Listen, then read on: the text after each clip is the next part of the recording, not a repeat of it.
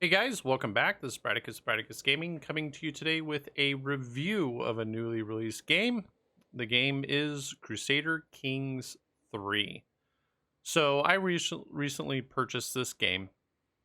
Check it out. I am a huge fan of the franchise, and I am just absolutely blown out of the water. They did a phenomenal job with this game.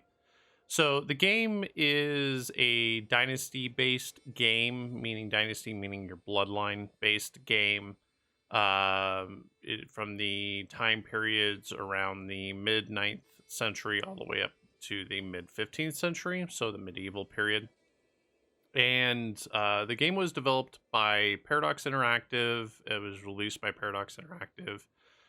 Paradox creates tons of great strategy games: Stellaris, EU4, Hearts of Iron, and of course the Crusader Kings series.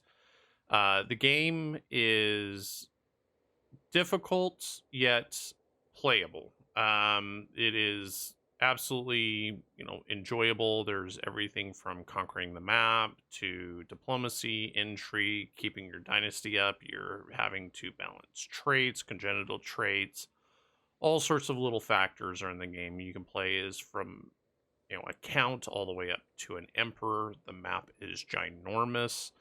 There's hundreds of different people you can play as, hundreds of different challenges. There's lots of achievements. I think there's like 50 something right now that you can play as or play through.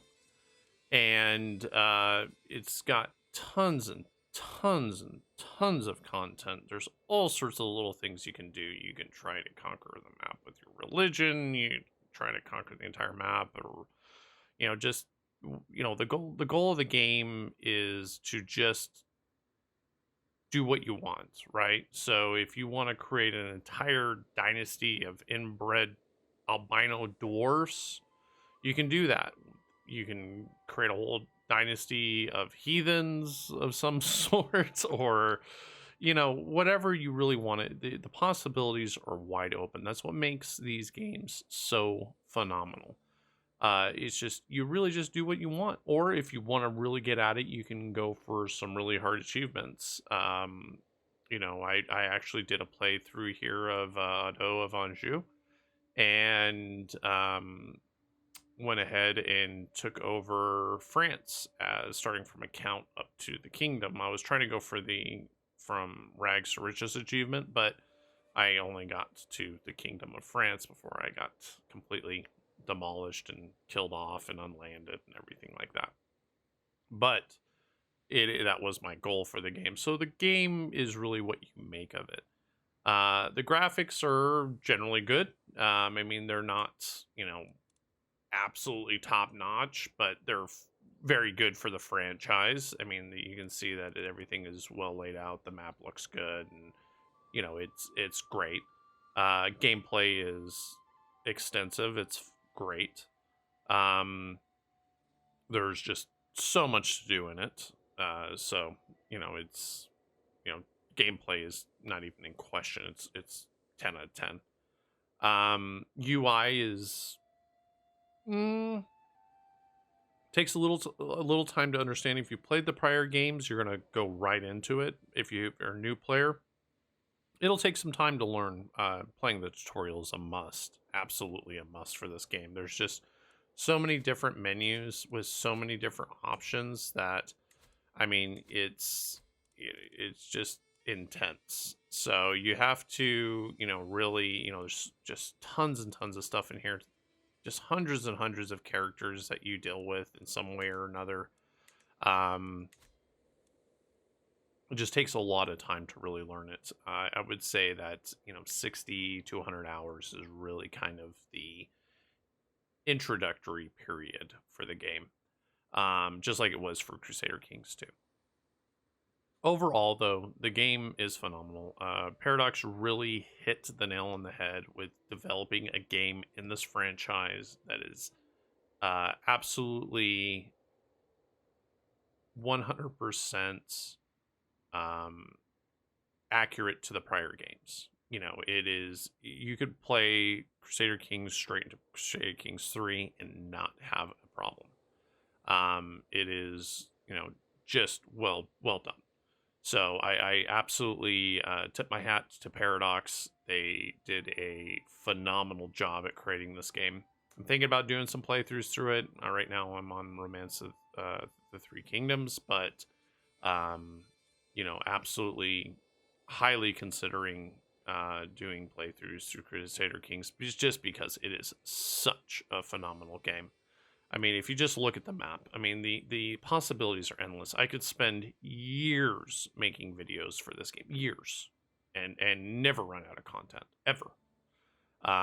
It's just totally amazing. So, but also a recommendation for everybody is that if you're interested in this game or playing this game and you haven't played Stellaris, make sure you also check out that game, because Paradox makes just great games. Stellaris, I have spent thousands of hours. Actually, I think it's not thousands, but 1,000 plus 1,100 hours in Stellaris, and it's just great games. All their games just always are great. I'm not a huge fan of EU4, which is another one of their games that it's not my game, but um, Crusader Kings and Stellaris, Hearts of Iron's all right. But those two games are really the big ones in my list. So games 10 out of 10. I think it's going for $49.99, $50 US, and it is absolutely worth the money. This game could sell for $200. That is how much this game is valued, and it would probably still sell. I would buy this game for $200 because I know anything from Paradox, I am going to get years of gameplay from it. That's what makes them unique.